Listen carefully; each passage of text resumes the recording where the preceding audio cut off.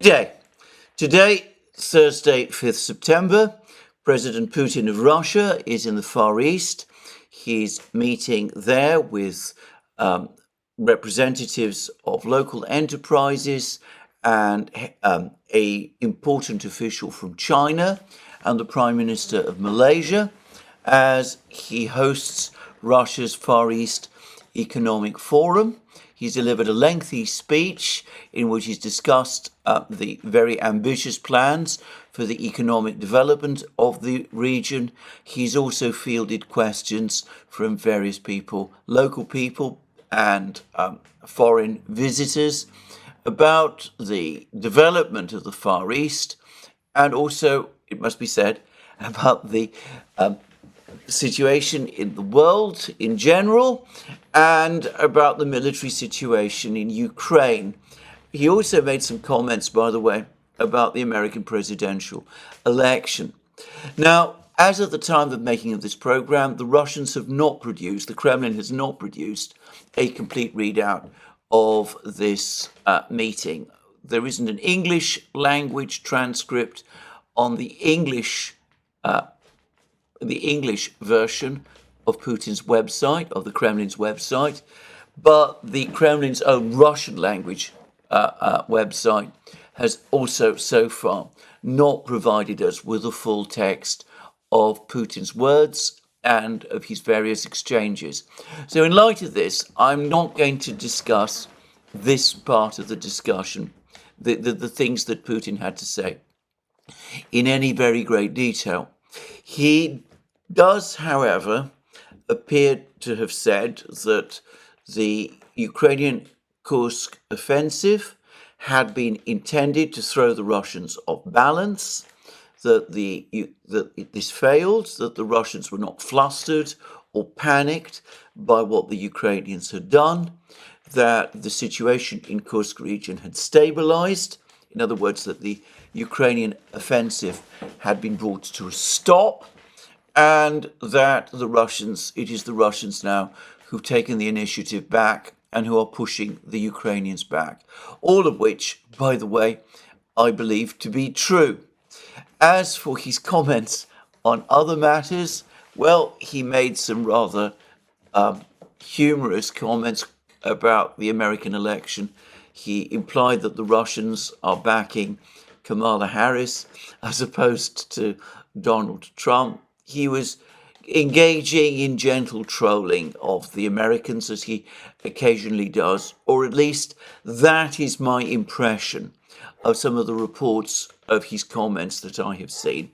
But about the Kursk offensive, I think he's right, and my general impression, again, is of a Putin who is very confident, very secure in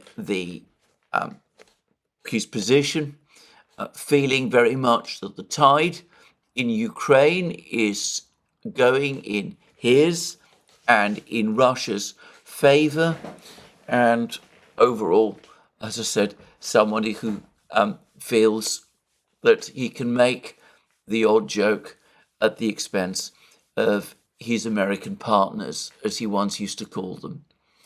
Now, I will return shortly to the situation in Kursk, where I think there's an awful lot of uncertainty or confusion, which does not, in my opinion, exist in terms of the actual situation on the ground, but which probably does reflect the confusion in the minds of some of the many commentators about what is taking place there, which is the product of contradictory reports. I think that, as we shall see, it's not actually very difficult to see what exactly is going on in the Kursk area.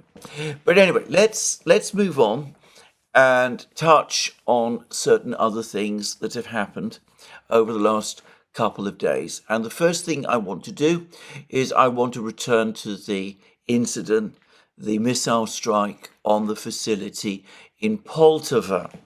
Now, yesterday in my program, I said that the missile strike on Poltava, that there were reports that there were Swedish advisors, Swedish instructors present in this building, and that they had been caught up in the strike, and that there were some indications that some of them were killed. And there were even claims, which of course I couldn't confirm, that some of these instructors were instructing the Ukrainians on how to operate the two AWACS aircraft that Sweden has donated to them. Well, a couple of hours later, after my video appeared, I received an email from an acquaintance, somebody I know very well and who's been a very helpful and useful friend. I'm not giving the name of this person away because it was a private email.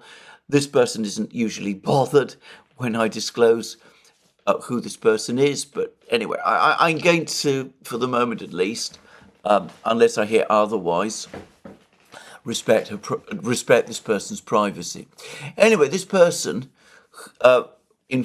referred me to certain articles that have been appearing in the Swedish media, and they related to comments made by a person, Britta Elvanger.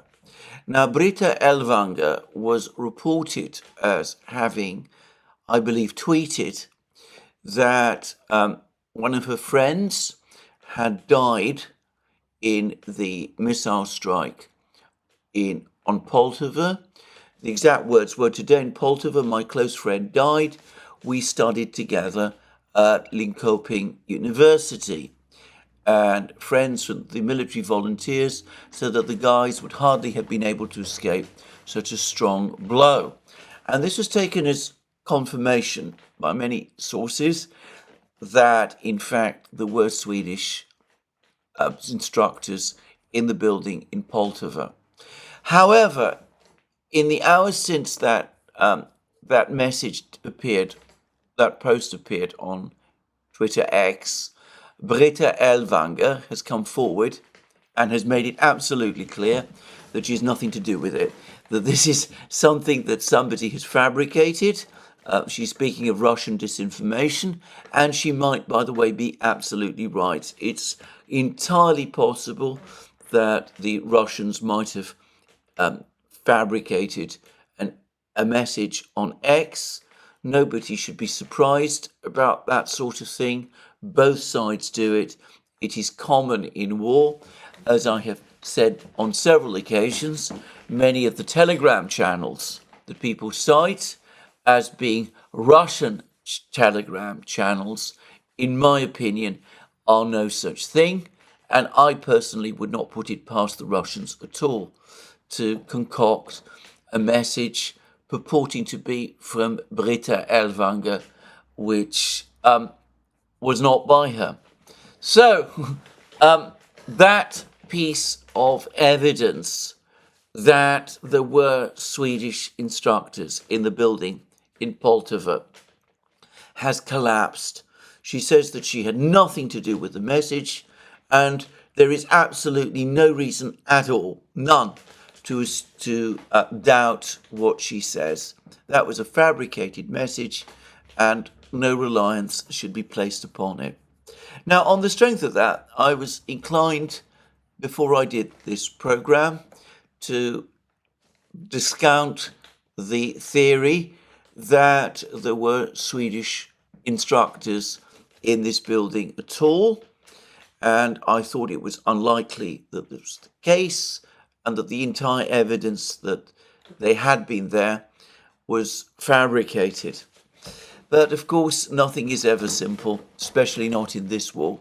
And then shortly after, I got another email from the same person who pointed out to me that the Britta Elvanger's denial in the Swedish media. And this person has pointed out that some very, very strange things indeed are happening in Sweden. Now, the Swedish foreign minister has resigned. Now, that might be an event completely unconnected to the missile strike on Poltava. I'm not going to pretend I have any knowledge at all of Swedish politics. It could very well be that Foreign Minister Billström, to give him his name, has many other reasons why he wants to resign at this time. So I don't think we can make a direct connection between the event in Poltava and his resignation. However, apparently there are rumours circulating in Sweden itself that a significant number of Swedish technicians or instructors or whatever they were indeed caught up in this strike and were indeed killed. And there have also been reports, which of course I'm not able to corroborate myself, but others who generally tend to be reliable seem to believe that they are true, that there's been lots of ambulances and flights taking flights from Ukraine, apparently taking wounded people to hospitals in Europe. And of course, they might be Ukrainians, but it's perhaps more likely that they are Westerners. So maybe some Western instructors who might have been Swedes were indeed caught up in this missile strike. I don't know. That the missile strike itself was devastating. The large numbers of important Ukrainian personnel were killed or wounded, in many cases severely wounded as a result of this strike. About that, I have no doubt. But about whether any Westerners were killed or wounded, I think at the present time, the safest and correct thing to say is that I just don't know. It may be that there were Westerners there. It may be that some of them got caught up in the strike and that some of them were killed and some of them were wounded. It may be that some of them were Swedes, but I think for the moment we can't be sure.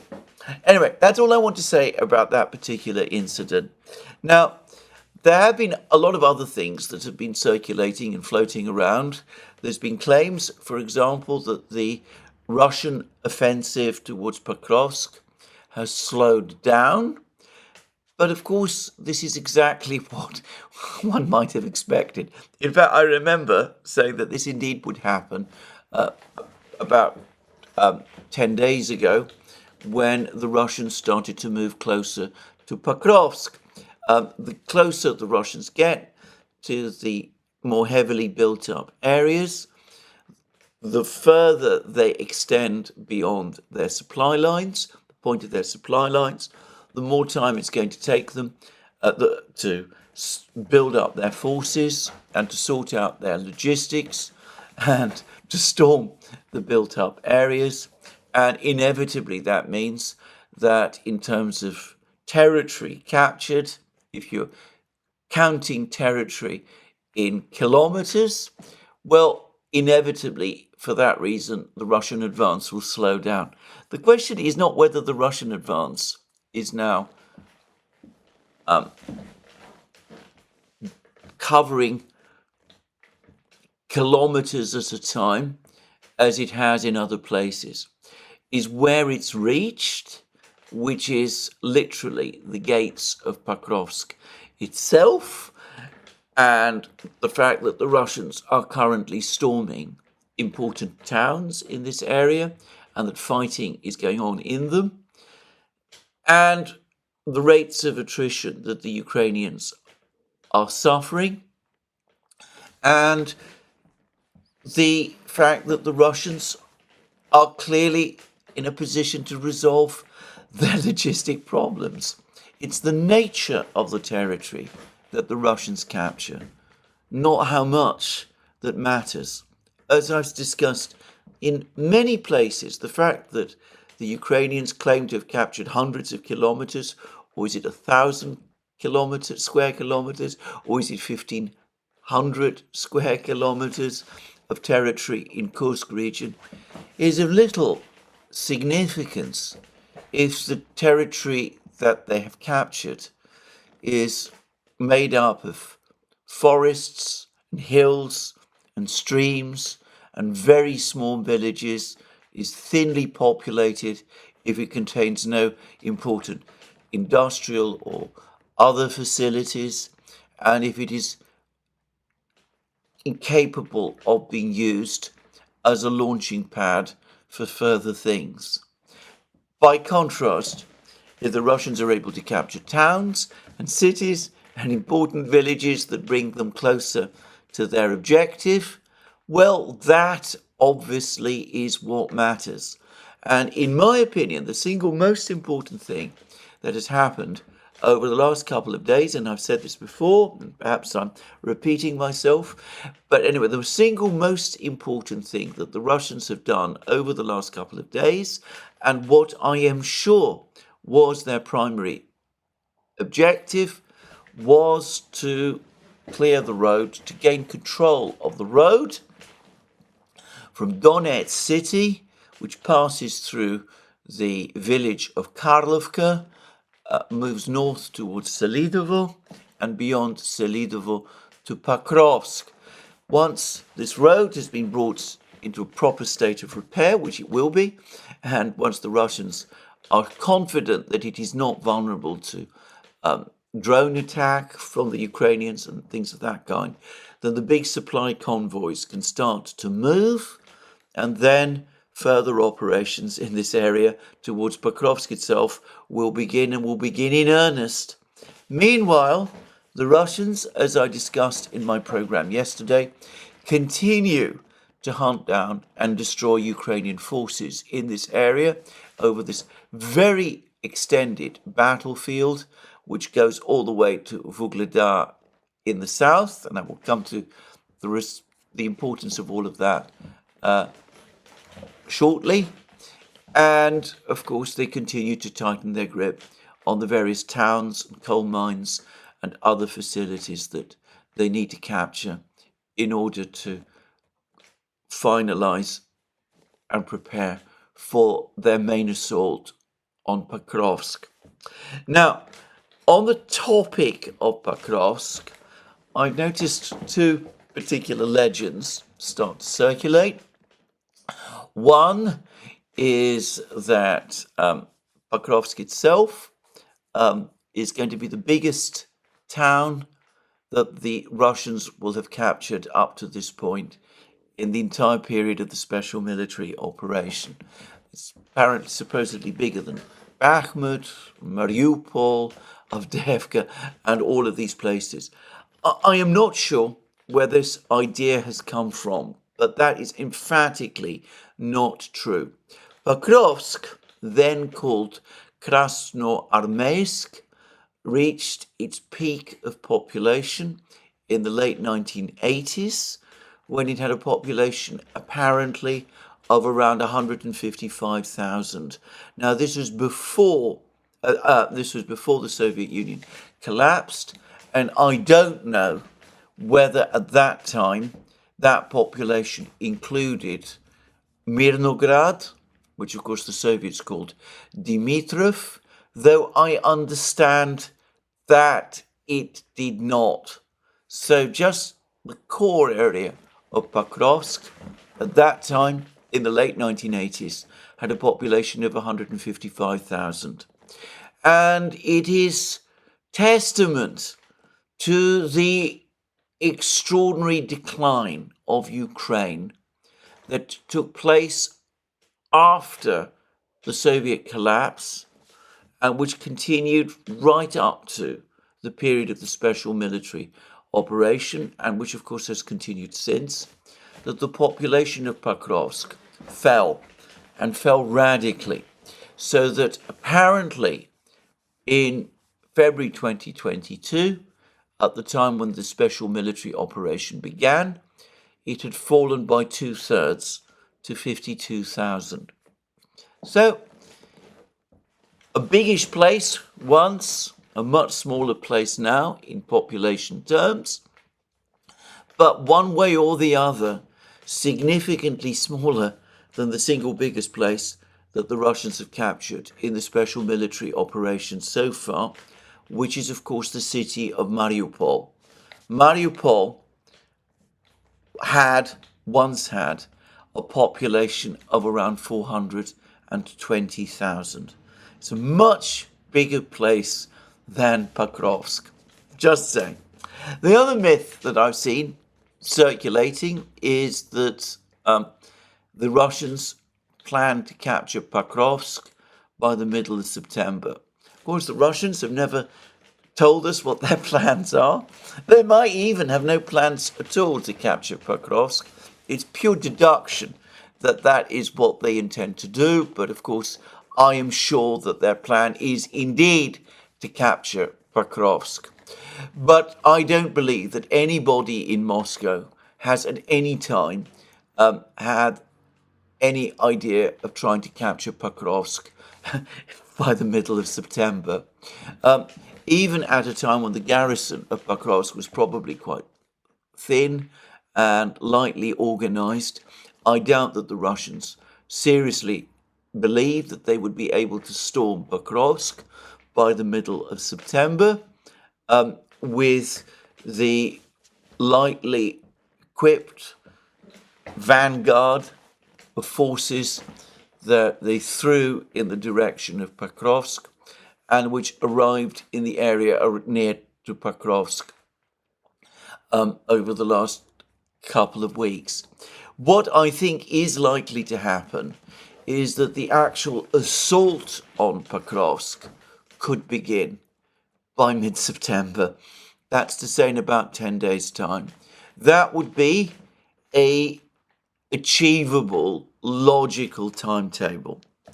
By contrast, I think that some people who think that the capture of Pokrovsk is going to be a long, exhausting, prolonged affair, comparable to the Battle of Bakhmut, I think people are wrong about this. I would add that when people talk about Bakhmut and Avdiivka and all of these places, they tend to extend the time that the Russians actually needed to capture Bakhmut. By my Bakhmut and Avdiivka and all of those other places, by my recollection, the actual Russian assaults on Bakhmut itself began sometime around February 2023, and Bakhmut itself was captured in May 2023.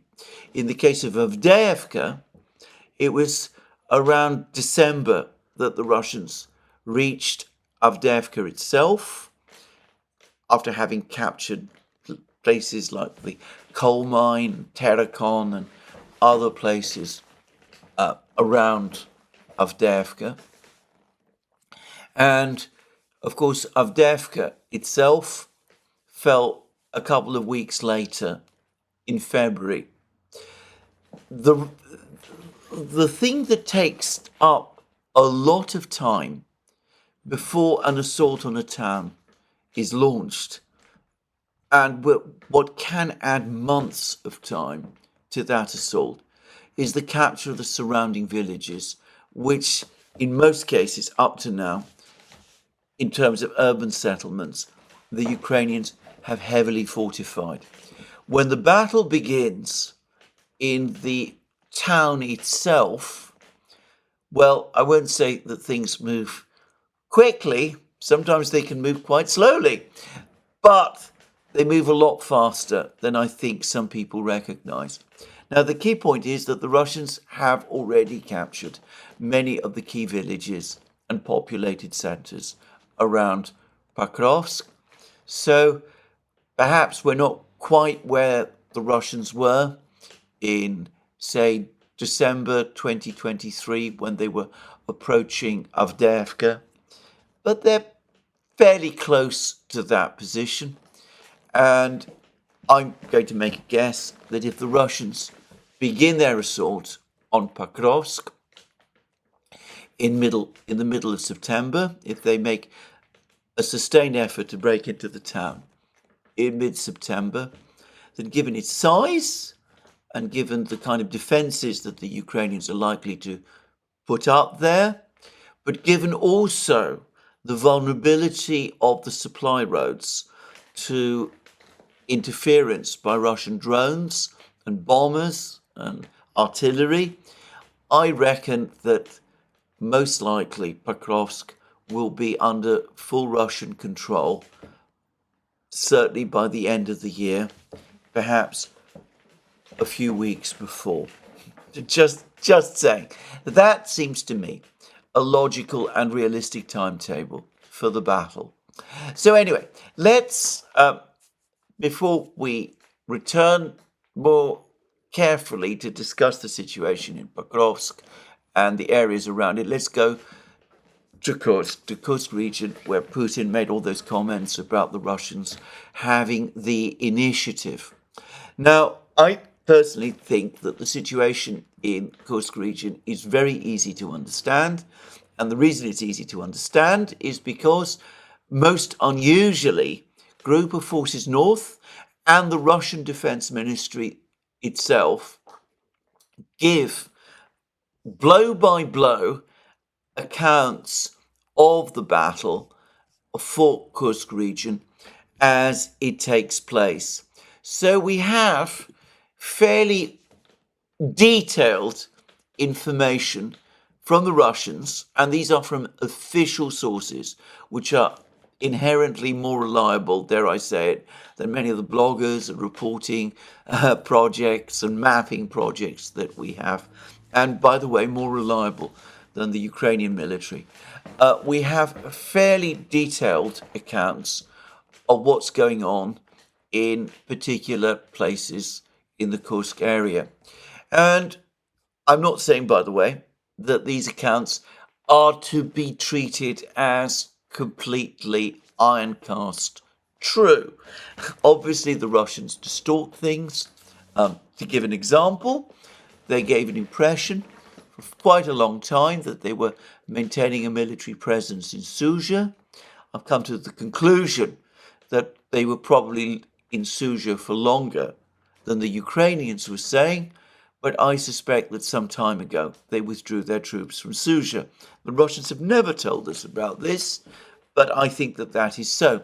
So they're not always 100% reliable. That kind of complete reliability does not exist in war, and it obviously makes things very difficult and very complicated for those of us who are trying to understand what is happening and are not there. But nonetheless, we can get a great deal of information from the reports the Group of Forces North and the Russian Defense Ministry are providing us. And if I go to the Defense Ministry today, they give their account of the battles in the Kursk region over the last 24 hours. And they say this: units of Group of Forces North, supported by Army aviation and artillery, repelled 4 attacks launched by enemy assault detachments in the direction of Matveyevka, Olgovka, Malaya Lokhnya, and Cherkasskoye Porechnoye. Moreover, the enemy's attempts to launch attacks in the direction of Borki, Kamishevka, and Marievka were foiled.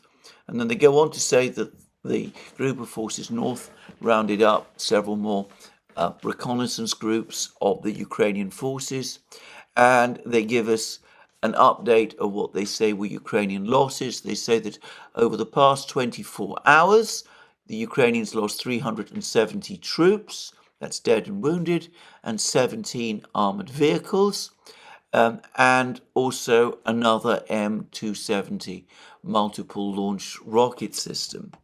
And for the record, they also give us an update of total Ukrainian losses in the Kursk offensive, which, remember, began as recently as 6th August. They say that Ukrainian losses now amount to 10,100 troops. This is in a month of fighting. Obviously, again, this is dead and wounded. 81 tanks, 41 infantry fighting vehicles, 70 2 armoured personnel carriers, 589 armoured vehicles, 74 artillery guns, 24 multiple launch rocket systems, including 7 HIMARS and 5 M270 multiple launch rocket systems, 8 surface-to-air missiles, of which one, of course, is a Patriot, and various other pieces of equipment as well. But let's go back to the names of the places where, according to the Russians, the recent fighting has taken place. They talk about Matveyevka, Olgovka, Malaya Lochnia, and Cherkasskoye, and also Borki, Kamishevka, and Marievka.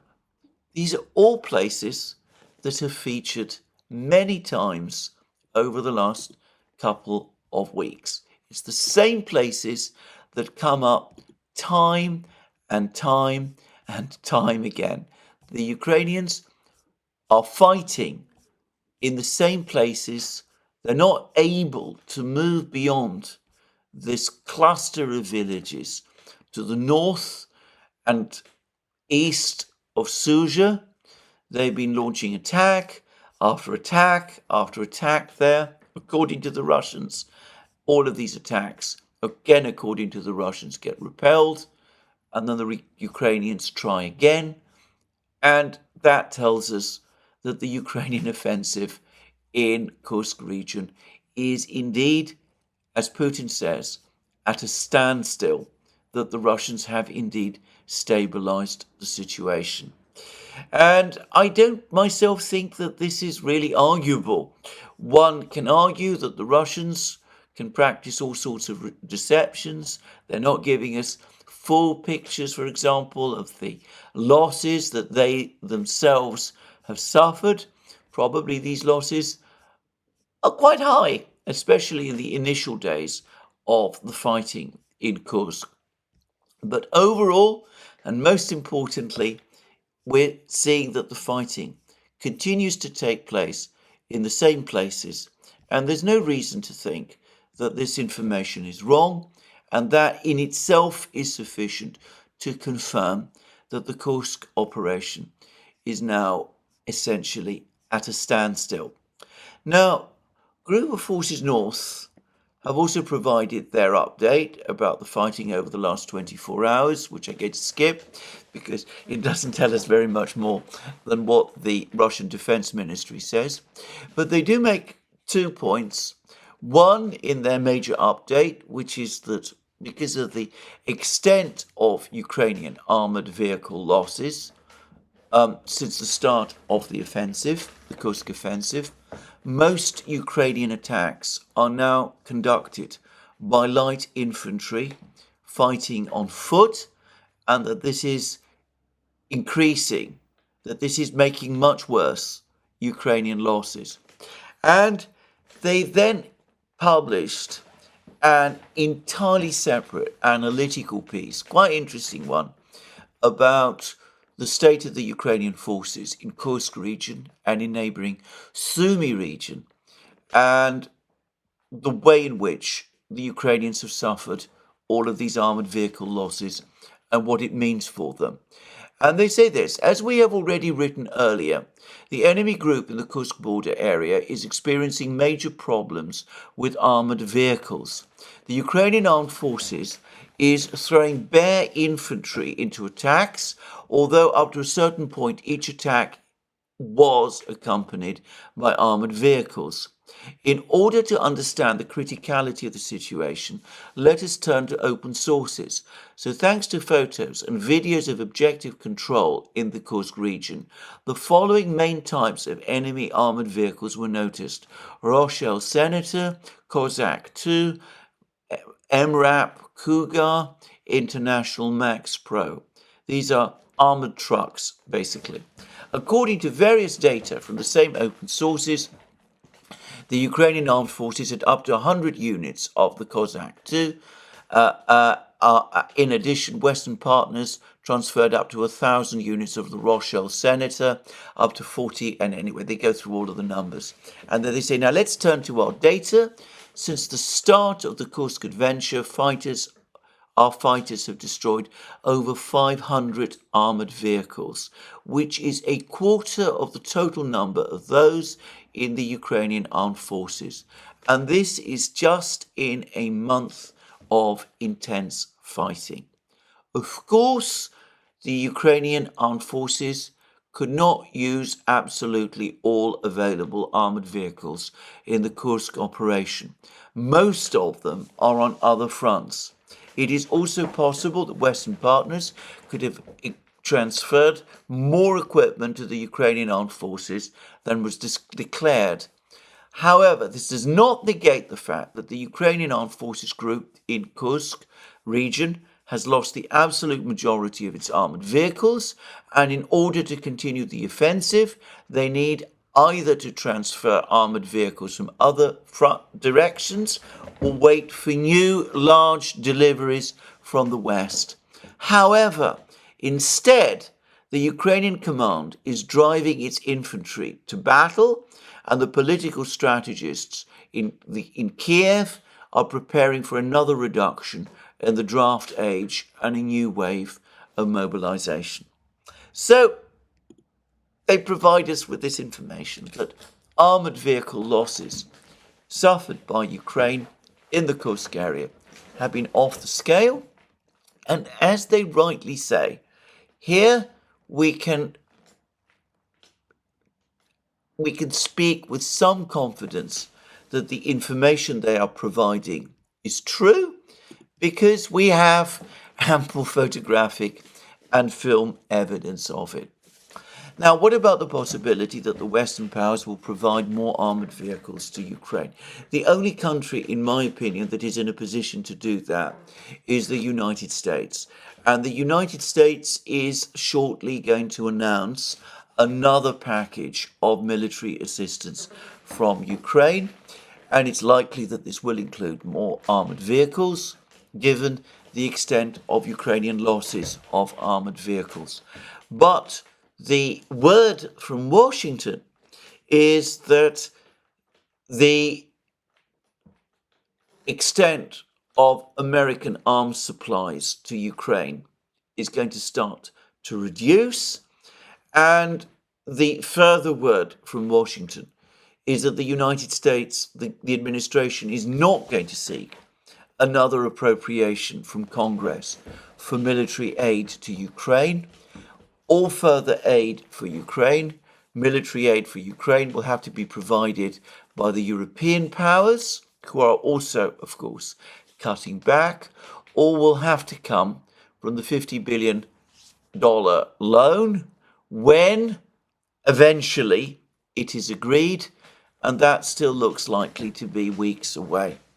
So there may not be much in the way of further assistance in terms of armoured vehicles for Ukraine from the United States. What the United States is instead apparently going to supply to Ukraine is not more armoured vehicles, and certainly apparently not tanks. I suspect that Ukrainian losses of HIMARS launchers is now so high that the United States is now probably starting to have doubts about whether it can continue to supply HIMARS launchers. What the United States does intend to supply, and we've had reports about this in the media, is air-ranged long-range missiles, JSSAMS, I believe they are pronounced. I may be getting this wrong. If so, apologies, but that they're intending to supply Ukraine with these JSSAM missiles instead.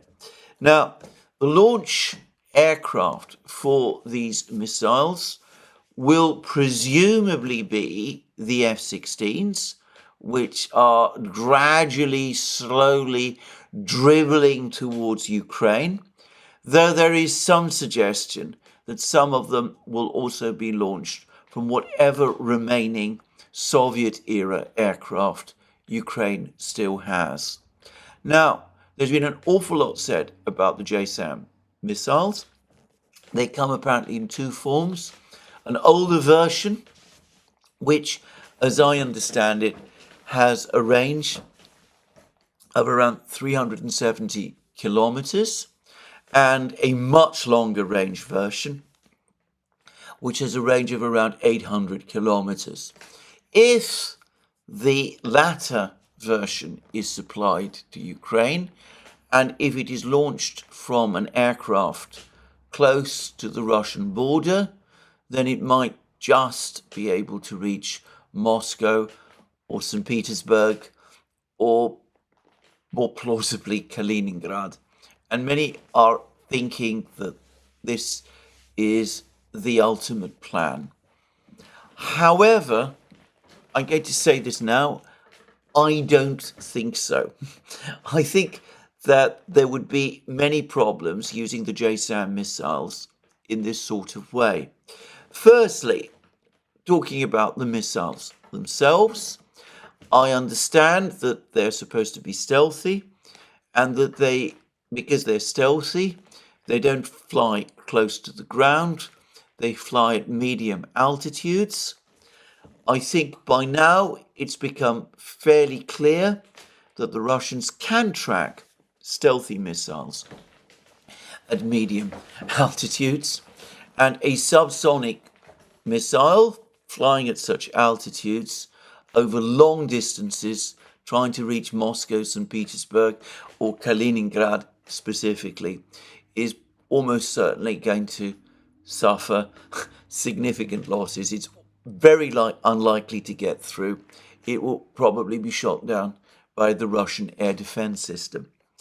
In my opinion, the reason why the US is now preparing to supply JSAM missiles, and by the way, I suspect that it will be the shorter range version that they will supply, is not because these missiles are going to be used in those sort of incredibly provocative and very dangerous deep strikes on targets far inside Russia, for which they would probably be ineffective.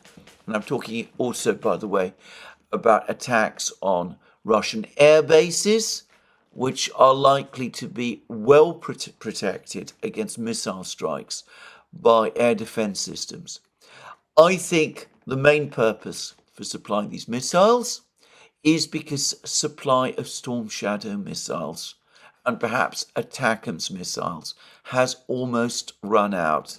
The US has told Ukraine that the United States is basically out of ATACMS missiles. They can't supply Ukraine with any more. There's always a mystery, uncertainty as to how many Scalp and Storm Shadow missiles the British and the French have, which they could supply to the Ukrainians. But my understanding is not that many. And for that reason, I think that with Ukraine running out of other medium-range missiles, the United States rather grudgingly has decided to supply the JSAM.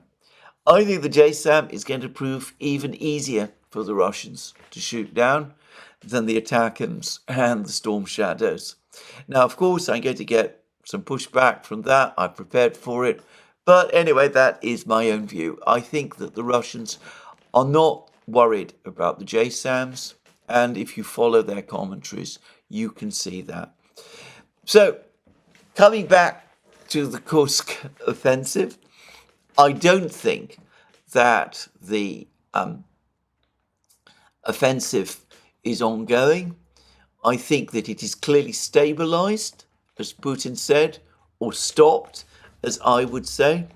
In one area, Korenovo, the Ukrainians are, I think the universal consensus agrees, on the back foot, and that they are being pushed back.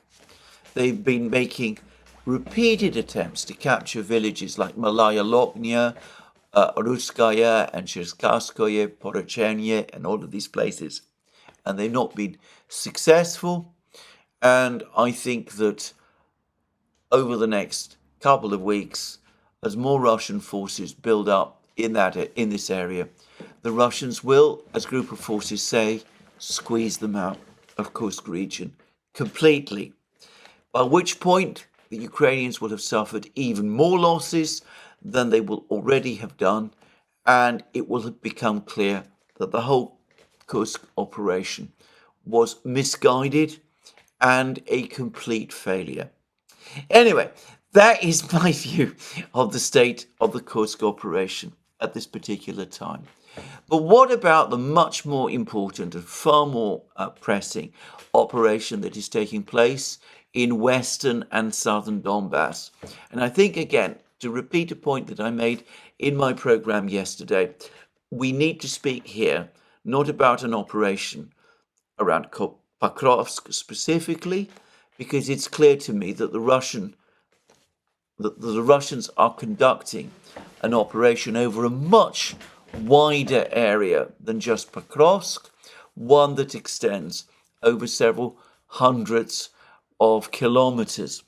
Well, yesterday we got the reports that the Russians have achieved significant successes around Vuhledar, that they've been able to capture villages, various villages around Vuhledar, including the village of Prechistevka, which is located to the west of Vuhledar. There are reports trickling in that the Ukrainian forces who were attempting to defend Prechistevka have pulled back west to another village called Zolota Niva, and then, having reached Zolota Niva, they fled. They fled either north to a village called Shakhtarske, or they fled west to a village called Velikaya Novosilka. Actually, Velikaya Novosilka is not a village. It's a small town. Again, apparently its peak population was 8,000 at the time when the Soviet Union collapsed.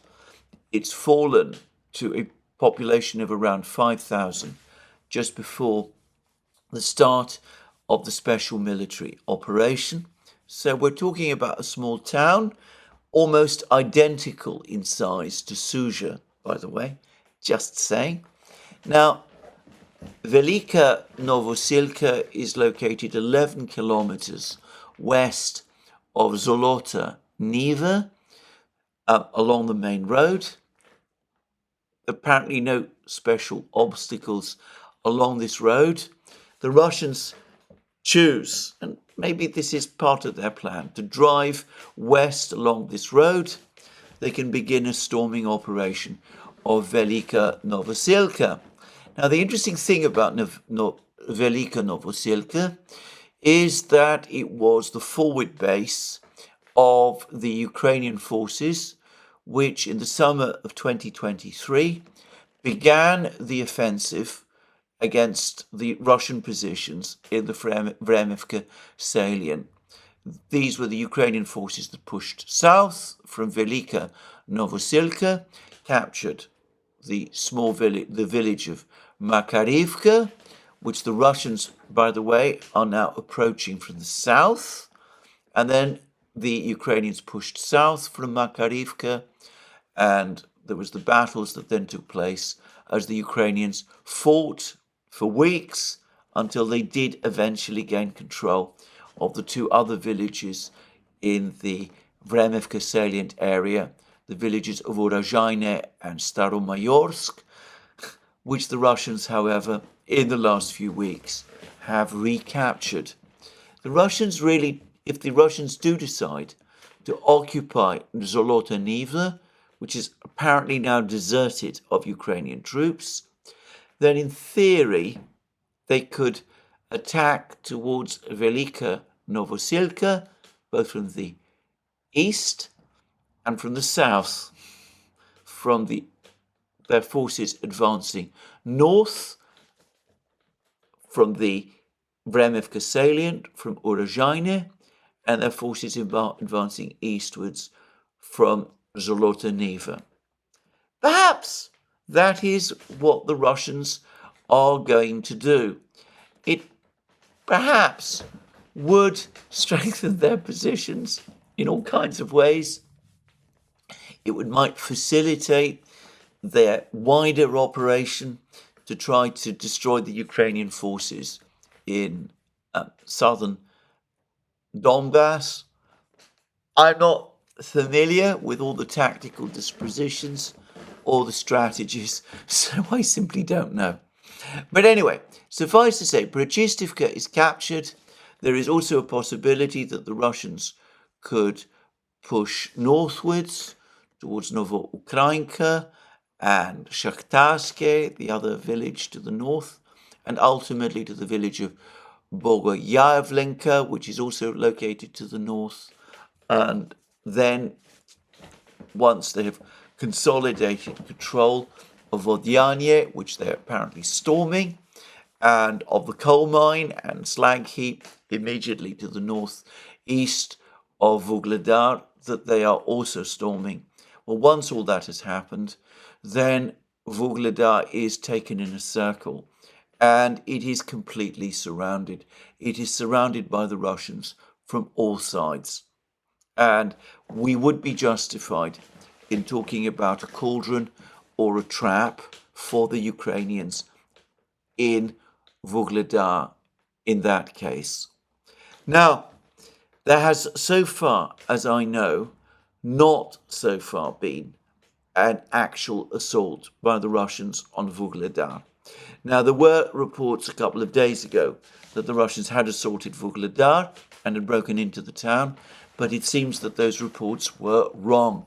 It looks as if what the Russians are continuing to do is to do what they have done with other towns and cities before, which is capture the surrounding villages.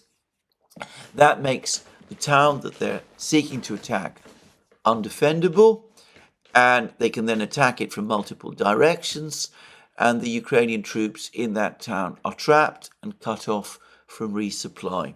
So probably that is what's going to happen, given the speed of events in this southern area of Donbass, given the fact that apparently the Ukrainians are not making serious efforts to reinforce and supply their forces in this area. All of the emphasis is rightly, correctly, by the way, being taken up with trying to defend the positions further north in Pakrovsk and Selidovo and those sort of places. That the Ukrainians are at a severe disadvantage in men and machines in this area, and of course in artillery and drones and aircraft and all of those things.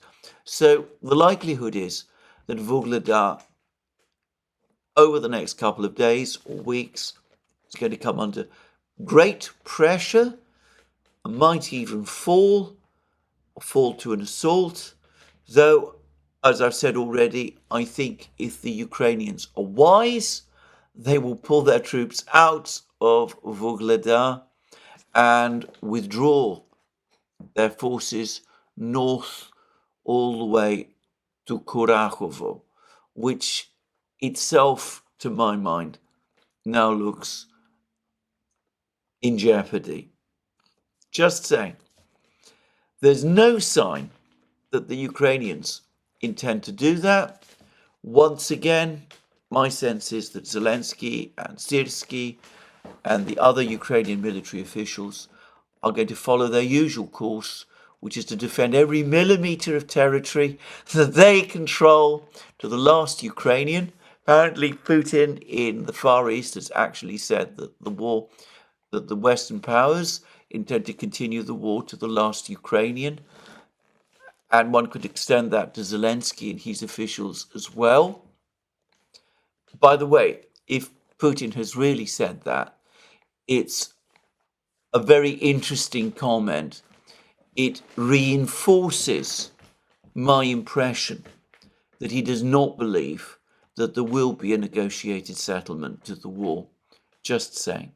But anyway, it doesn't seem as if for the moment the Ukrainians have any plan to try to withdraw their men from Vuhledar, which, to my mind, at the rate things are going, all but condemns these men either to death or captivity, which is heartless and incomprehensible to me, but it is no different from the way in which the war has been conducted by the Ukrainians up to now. Well, that's the battle in the south for Vuhledar. Now, over the last couple of weeks, days rather, not weeks, we've been hearing an awful lot about this great cauldron that has been created supposedly around the Ukrainian troops in this area immediately south of Pervomaisky and Netailevo and other places, and which is also and to the west of Novoskoye and to the north of Krasnogorovka, up to 4 brigades supposedly trapped in this area. I've made perfectly clear my own skepticism of the accuracy of these reports. I doubt that the Russians are really trying to conduct an encirclement operation on this kind of scale. I think that they would need tens upon tens of thousands of troops to do it. And I'm not really sure what the benefit would be, because even though we're talking about 4 brigades, it's unlikely that we're talking about more than a couple of thousand men. It seems to me that trying to achieve something like that would be a waste of resources by the Russians. Though I also said, and I repeat, that the very fact that there are Ukrainian troops occupying these empty fields in itself seems to me incomprehensible. Anyway, there are reports that the Ukrainians are in fact gradually withdrawing their troops from these fields. They still have scope to do that, and apparently they are able to do it. TASS yesterday was saying that they were evacuating in small numbers and that the losses are high. I see no reason to doubt this, but I think that all of this territory west of east rather of Karlovka, Galitsinivka, Zelanye Pershe, Zelanye Drucha, all of it is, and north of Krasnogorovka, is very, very quickly going to pass entirely under Russian control. And then the operation to capture or complete the capture of Ukrainsk, where fighting is going on, can be pushed forward, and then the Russians can move on to capture this village of Tsukurinye, which Redovka says is the key to the battle, to success in the Battle of Selidovo. I would add that if the Russians are able to capture Ukrainsk and Tsukurinye, then Kurakovo is located to the south of Tsukurinye. It seems to me that the Ukrainians in Kurakovo almost certainly would have to retreat as well. So if Tsukurinye is captured, it's likely that we will see the collapse of Ukrainian defenses in this whole area. Tsukurinye might indeed be the key, just as Redovka says, the key to the capture of Selidovo and the key to the capture of Kurakovo further south. And that will bring a whole huge belt of territory in the southern Donbass under Russian control. And at that point, the Ukrainians also will have suffered terrible losses. So this is, I think, how the situation is playing out. It's not quite as dramatic as some people are saying. I don't think there's plans for complicated encirclement operations. I think the Russians are focusing on capturing positions, Cucurinhe being one of them, the various coal mines and slag heaps that people are talking about being places that the Russians want to control as well. And once they've achieved all of that, they'll be able to wrap up the Battle of Selidovo further north. They will probably also want to finally sort out the problem of the villages to the north and east of Mirnograd, villages like Vozvizenka, Novoekonomichke, and places like that. And then the battle for Pokrovsk will begin in earnest. Pokrovsk will be isolated. It will no longer have a hinterland of villages that it can control, that it can call on to give the Ukrainian defenders a defense in depth. And the Ukrainians, of course, will have suffered devastating losses already. Most of their army in southern Donbass will have been defeated, and much of it will have been destroyed.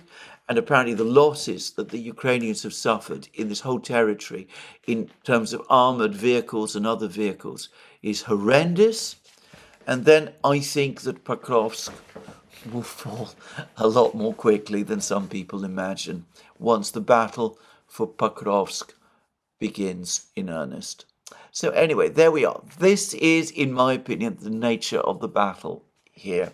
It's taken some time to clarify. I think there's been a lot of muddle and confusion over this cauldron, supposed cauldron, but I've never really believed that the Russians were aiming to create a cauldron in this area. So just saying. So further east, the Russians continue to push north around the villages north of Toretsk and apparently deeper into Toretsk itself. Obviously, this is difficult fighting. Once the Russians cut the main roads, which they will soon, then of course things will begin to happen much more quickly in the Toretsk area. And further north still, in the Bakhmut Chasiv Yar area, apparently there's now visual confirmation that the Russians have advanced west of Klishevka, that bitterly fought over village that the Ukrainians tried so hard to recapture in the summer offensive of last year. Another massive waste of life and resources, in my opinion, for a marginal gain. Anyway, the Russians have pushed west of Klishevka. They reached the area of the Seversky Donetsk aqueduct in this area west of Klishevka and south of Chasiv Yar. They're in a strong position, therefore, to cross the aqueduct in this area as well, gaining, no doubt, operational space, as people like to say. They're also well positioned to the north of Chasiv Yar as well. And as I discussed in my program, recent programs, I think the day before yesterday, they've also look like they're storming and are about to capture the village of Grigorievka north of Chasiv Yar also. So the Russians are in a good position in the Chasiv Yar area to advance on a broad front, and the Ukrainians are responding. They're now reacting to all of this, because just as we now have pictures, actually very distressing pictures, I find them very distressing pictures, of long convoys of Ukrainian vehicles driving along the main road from Pokrovsk to Dnipro. And by the way, it is clearly a motorway. It's a 4-lane motorway. Just saying, the pictures make that absolutely clear. You see pictures of this huge block of vehicles as the civilian population flees Покровsk.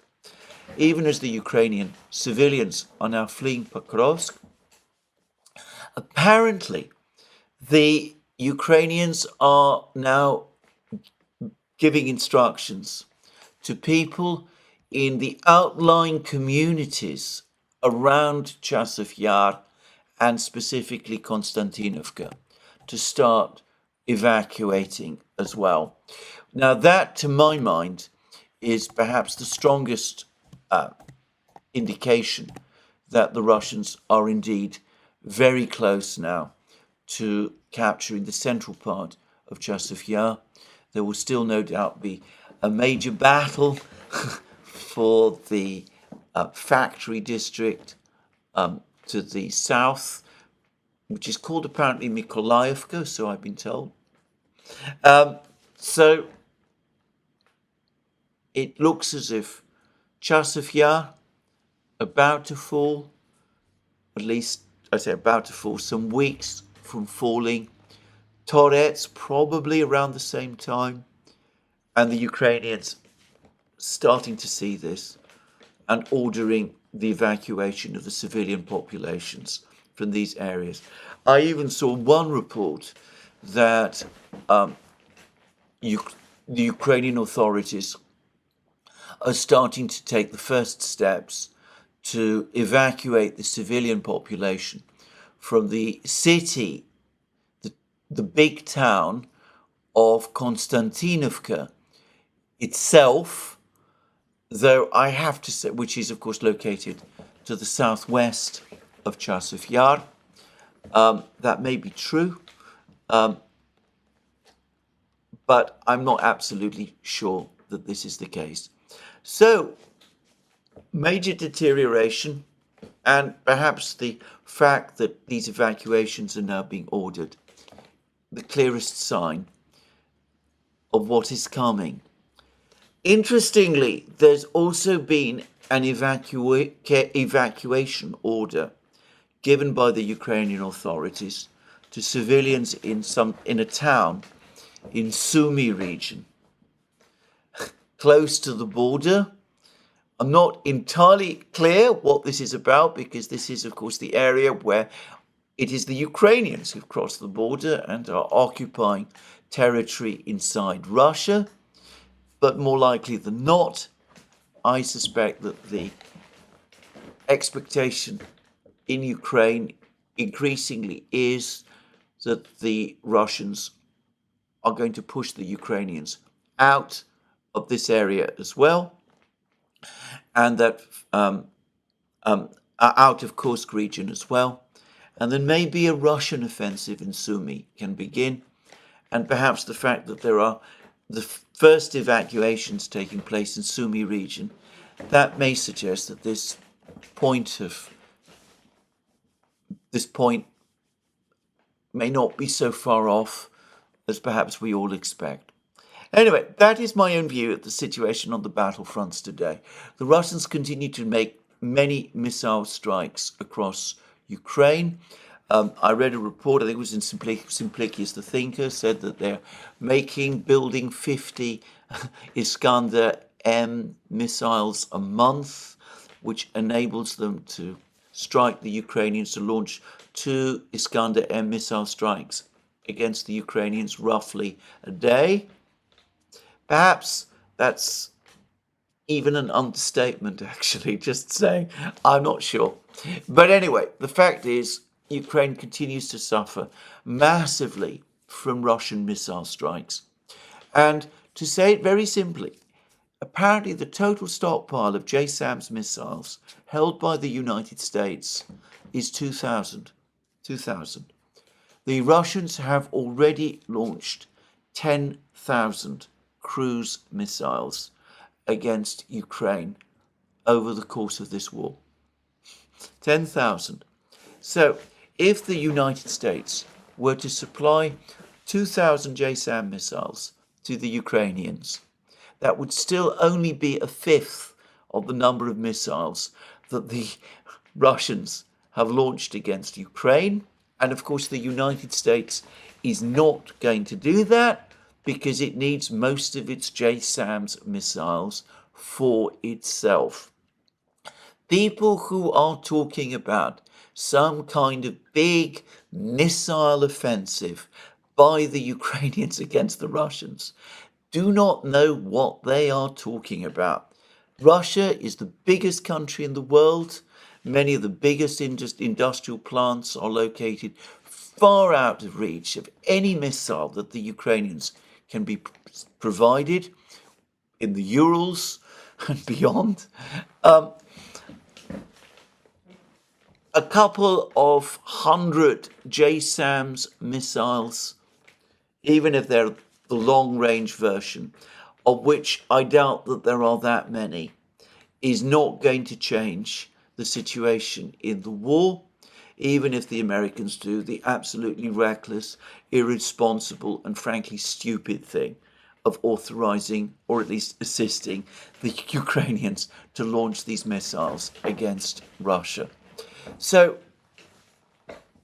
it's important when discussing this war to have a clear understanding of the overall military-industrial balance, and that ultimately is what is going to decide this war, and we can see that that military-industrial balance is emphatically not in Ukraine's favour.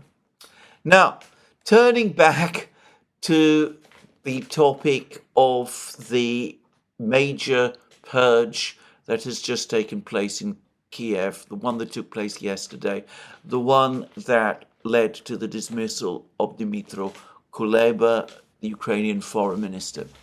I've now had some further thoughts about this whole purge, and this brings me back to the meeting that Andrei Yermak, Zelensky's chief of staff, had a couple of days ago, on Friday in fact, in Washington with Jake Sullivan, the meeting at which the national security advisors of Britain, Germany and France were all present. I wonder whether Sullivan, who must want to achieve some kind of stabilization of the situation in Ukraine before the elections, didn't give Yermak some kind of an ultimatum. Get rid of Kuleba, sack all of these other ministers, establish a new government, or else. And maybe when Yermak said that that was what the Ukrainians would do, maybe the decision to give the JSAMS was then made to sugar the pill. I suspect that over the next few weeks, we are going to see some kind of peace initiative come from Washington and Kiev. I fear that it'll be far too little, far too late. It'll be of a sort that the Russians are going to be certain to reject, and reject out of hand. In fact, there might be negotiations of some kind, but the war, as Putin has made very clear, will continue even whilst the negotiations are underway. And I suspect that this time the negotiations are going to prove much, much harder than they did in March and April 2022, when the agreement in Istanbul was almost reached. In fact, to be honest, I don't expect them to succeed at all. So that's, I think, where we are. Putin, of course, has many more things to think about. The Prime Minister of Malaysia, important Southeast Asian country, economic powerhouse, major manufacturer of chips, by the way, and I believe Russia's second biggest supplier of chips after China. Anyway, he was in Vladivostok meeting Putin and attending this forum. He's now applied On behalf of Malaysia, for Malaysia to join the BRICS, it's clear that the Russians will support this. So lots of pieces are moving on the big geopolitical chessboard. Putin, of course, will be focused heavily on the events in Ukraine. However, the battlefield, what goes on the battlefield, matters foremost to him, but he's also undoubtedly working very hard on preparing the BRICS summit meeting in Kazan, which is now just a few weeks away. Well, this is where I finish my program today. More from me soon. Let me remind you again that you can find all our programs on our various platforms, Locals, Rumble and X. You can also support our work via Patreon and Subscribestar and by going to our shop. Links under this video. And last but not least, if you've liked this program, please don't forget to tick the like button and to check your subscription to this channel. That's me for today. More from me soon. Have a very good day.